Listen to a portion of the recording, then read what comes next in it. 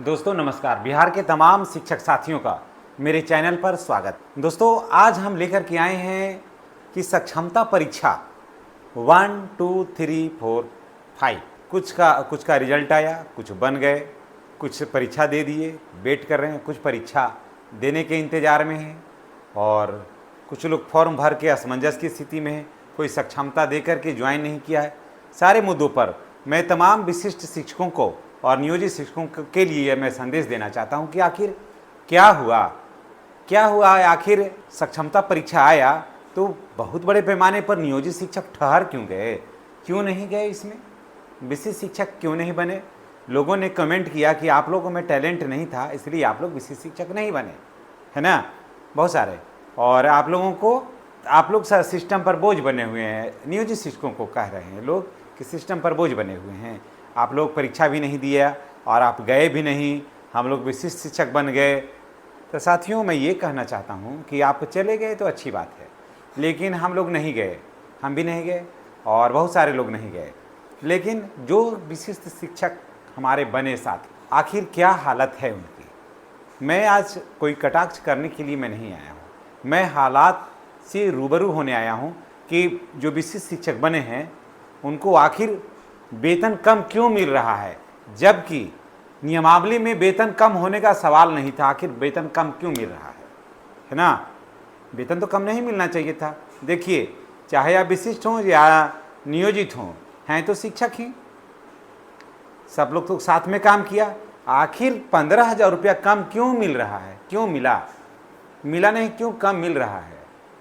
नियमावली में तो आपका काम नहीं था मिलने का, हाँ नियमावली में आपका कुछ अलग बात था जिसके वजह से हम लोगों ने इस नियमावली को पसंद नहीं किया। हम लोग नियमावली 20 के तहत काम करना पसंद किए और कुछ लोग नियमावली 23 के तहत काम करना पसंद किए, है ना। ये तो अपने अपनी पसंद की बात है और अपने अपनी सुविधा की बात है। तो अब चलिए, आखिर कम क्यों मिला, ऐसा तो कहीं नियमावली में था नहीं। थोड़ा देखिए, जानते हैं विस्तार से। विशिष्ट शिक्षकों को पूर्ण वेतन संरक्षण और फिटमेंट मैट्रिक्स के अनुसार वेतन दे होगा या नहीं होगा, है ना।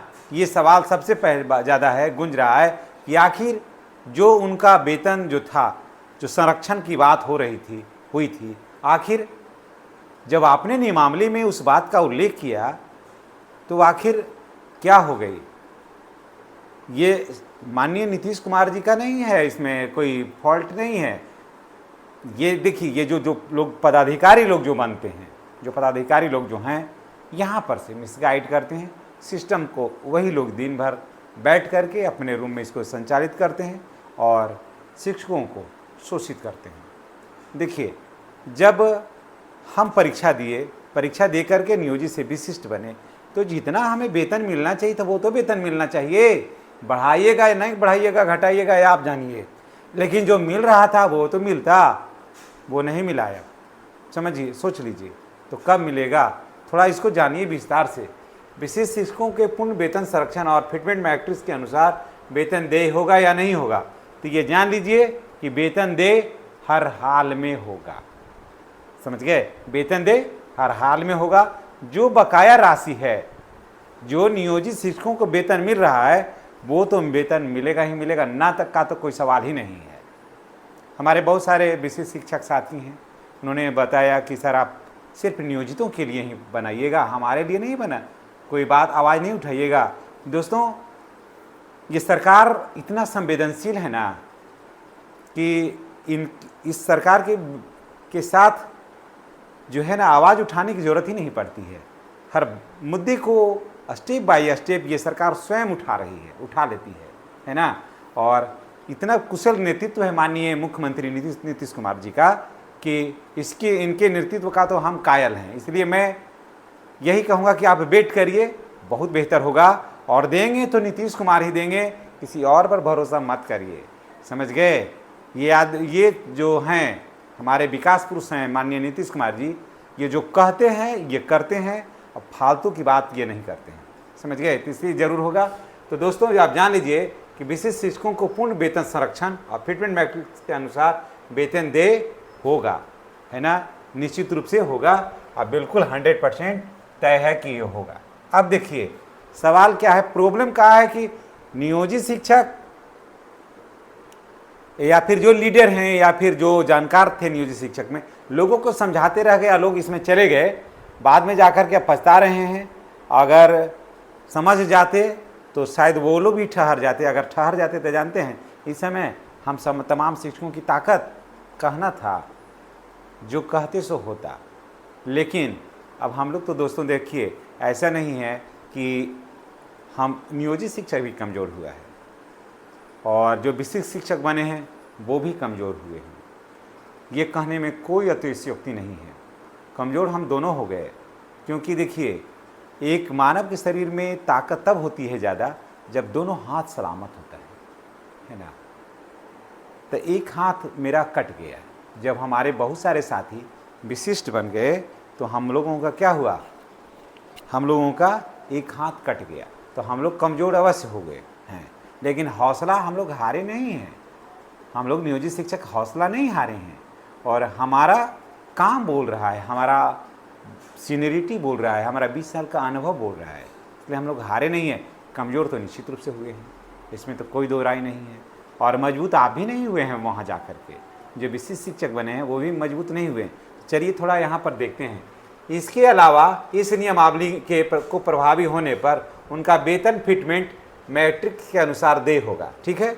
अन्य भत्ते राज्य सरकार की प्रचलित दरों के अनुसार महंगाई भत्ता, ठीक है, मकान किराया भत्ता, चिकित्सा भत्ता और शहरी परिवहन भत्ता सहित शामिल है।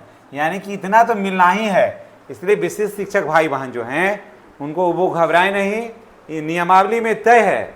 इसके प्रभावी होने पर कहता है कि इस नियमावली यानी नियमावली 2023 को प्रभावी होने पर उनका वेतन फिटमेंट मैट्रिक्स के अनुसार देय होगा। अन्य भत्ते राज्य सरकार के प्रचलित दरों के अनुसार महंगाई भत्ता, मकान किराया भत्ता, चिकित्सा भत्ता और शहरी परिवहन भत्ता इसमें सहित इसमें शामिल है। ये सब कुछ आपको मिलेगा, आप घबराए नहीं, एकदम काम करें दिल खोल करके। लेकिन देखिए प्रॉब्लम कहाँ से शुरू हो गया था, जिसके वजह से हम लोग ठहर गए सभी। इस चीज़ को सुनिए, जो नियोजित शिक्षक हैं वो भी सुन लें और जो विशिष्ट शिक्षक बने हैं वो भी सुन लें। हम लोग ठहर क्यों गए? सक्षमता परीक्षा का फर्स्ट में ही हम भी फॉर्म भरे थे। आपको मैं बता दूं कि फर्स्ट में हम भी फॉर्म भरे थे, ठीक है। उसके बाद हम ठहर गए, बाद में हम लोगों का वेतन भी रुका, के पाठक हम लोगों का वेतन रुकवा भी दिए, फिर हम लोग वेतन स्टार्ट करवाए। सक्षमता परीक्षा के विरोध में हम लोग का गया जिला का लगभग 20-22 शिक्षकों का वेतन ही रुक गया, फिर बाद में हम लोग सभी स्टार्ट करवाए। तो देखिए हम लोग क्यों ठहर क्यों गए? सक्षमता परीक्षा का फॉर्म भरे, बाद में एडमिट कार्ड डाउनलोड किया, डाउनलोड करने के बाद एडमिट कार्ड वैसे रखा। मैं फिर जलाने उलाने का धरना प्रदर्शन में मैं शामिल नहीं हुआ, ये बात भी बिल्कुल सत्य। मैं BRC स्तर पर ही नहीं कि एडमिट कार्ड का झूठा प्रति करके जलाओ और ओरिजिनल को घर में रखो, नहीं। आज भी एडमिट कार्ड मेरे पास ही पड़ा हुआ है। तो हम फिर नहीं गए, फिर हम इस पर मंथन किया, पूरा नियमावली को खूब बढ़िया से पढ़ा। मैं अपने सीनियरों से राय लिया। देखिए क्या है इसमें, सेवानिरंतरता की बात कहीं नहीं की गई है। सेवानिरंतरता इसमें है ही नहीं, समझ गए, नियमावली में नहीं है। तो फिर हम सोचे कि नियमावली में है ही नहीं, तो फिर तो 20 साल तो इतना हंगामा हुआ, सड़कों पर दौड़े, आंदोलन किया, गया गांधी मैदान में हम लोग धरना किए, प्रदर्शन किए, बैठक किए, करते करते करते करते क्या हुआ, एकदम हार गए। मेरा पीछे का सारा वीडियो आप देख सकते हैं, संजीव सिंह ब्लॉग नाम से जो मेरा चैनल है, वहाँ भी मेरे देखिए बहुत सारा हमारे बिहार गया के तमाम शिक्षक भाई बहनों का, उसमें बहुत सारा वीडियो आपको मिलेगा। ये चैनल तो बाद में हम बनाए हैं, तो उसमें संजीव सिंह ब्लॉग नाम से जो चैनल चलता है उसमें देखिएगा, बहुत सारा होगा उसमें। तो इसमें देखिए यहीं पर हम लोग ठहर गए, समझ गए। यहाँ से नीचे, यहाँ तक तो सब कुछ ठीक लगा हम लोगों को, यहाँ से नीचे हम लोग फिर ठहर गए। और लोगों को अच्छा नहीं सूट किया होगा, तो यहाँ तक हमको सूट किया था, यहाँ तक हमको सूट किया था। लेकिन यहाँ के बाद जो नीचे था ना, हमको सूट ही नहीं किया, इसलिए हम छोड़ दिए कि जहाँ है वहीं ठीक है। अब हमको ना किसी तरह का कोई और चीज़ नहीं चाहिए हमको। हम नियोजित शिक्षक हैं तो नियोजित शिक्षक ही रहेंगे, हमको इससे आगे कुछ चाहिए ही नहीं। मैंने अपना विचार को समेट लिया और मैं इसी पद पर अपने आप को फिट बैठा लिया और इसी पद पर काम करने का इच्छा जाहिर किया। देखिए क्या है, सेवा निरंतरता की बात कहीं नहीं कही गई है। अब देखिए, तो हम लोग नहीं गए, ठीक है, अब हम नहीं गए, मेरे साथ साथ हमारे बहुत सारे भाई बहन नहीं गए। उसके बाद देखिए, विशिष्ट शिक्षकों की श्रेणी, प्रोन्नति के लिए अगली श्रेणी, प्रोन्नति के लिए समय अवधि और अभियुक्तियाँ मैं किया। वर्ग 1 से 5 के विशिष्ट शिक्षक, ठीक है, वर्ग 1 से 5 के विशिष्ट शिक्षक की प्रोन्नति होगी वर्ग 6 से 8 के विशिष्ट शिक्षक रूप में। कब? 8 वर्ष के बाद।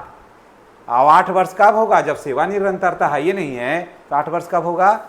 जब से आप विशिष्ट शिक्षक बने हैं तब से, पीछे से नहीं, 2003-05 से नहीं, 7 से नहीं, 10 से नहीं, 13-14 से नहीं, जिस दिन से आप विशिष्ट शिक्षक बने हैं उससे। देखिए, इसको सबसे ज़्यादा फायदा उसके होगा जानते हैं? 2022 वाले को। ये एकदम उनके लिए एकदम फिट बैठा, एकदम ये नियमावली जो था ना उनके लिए एकदम इतना बेहतरीन बैठा जिसका कहना नहीं है। और सबसे ज़्यादा लॉस दिया किसको? पूर्व के प्रशिक्षित शिक्षकों को सबसे ज़्यादा लॉस दिया। सबसे ज़्यादा लॉस में रहा पूर्व के प्रशिक्षित शिक्षक हैं इस नौकरी में आकर के। उसके बाद ये नियमावली तो पूरा का पूरा फिर बर्बाद कर दिया 3-5 वाले को, समझ गए?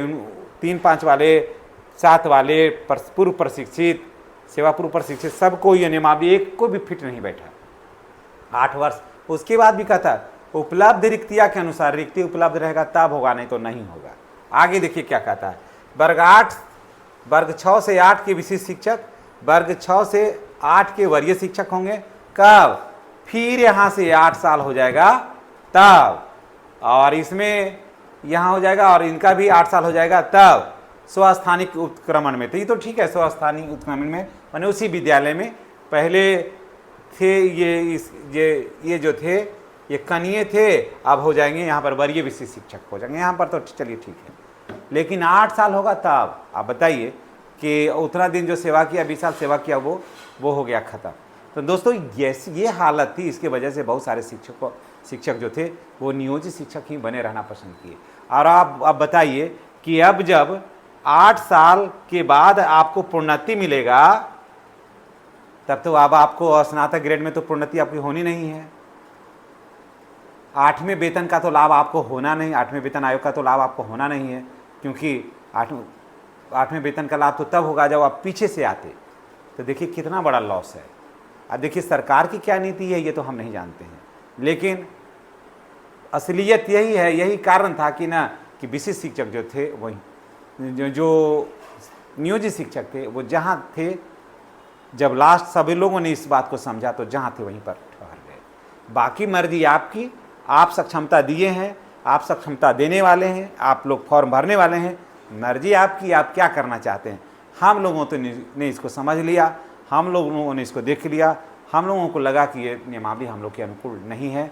आपके नज़र में अगर फिट बैठता है तो उधर का रास्ता देख सकते हैं, आपके नज़र में हमारे जैसा दृष्टिकोण रखते हैं तो नियोजित शिक्षक बने रहने में आपको फ़ायदा है। शेष आपकी मर्जी, मेरी तरफ से कोई दबाव नहीं है। चैनल पर नए हैं तो चैनल को सब्सक्राइब कर लीजिए अब, और अगर इसको सब्सक्राइब करिए और बेल आइकन को दबाइए ताकि वीडियो को नोटिफिकेशन मिलता रहे। अपने तरफ से एक शेयर इस वीडियो को अधिक से करिए ताकि और लोगों को इस बात की जानकारी मिले। धन्यवाद।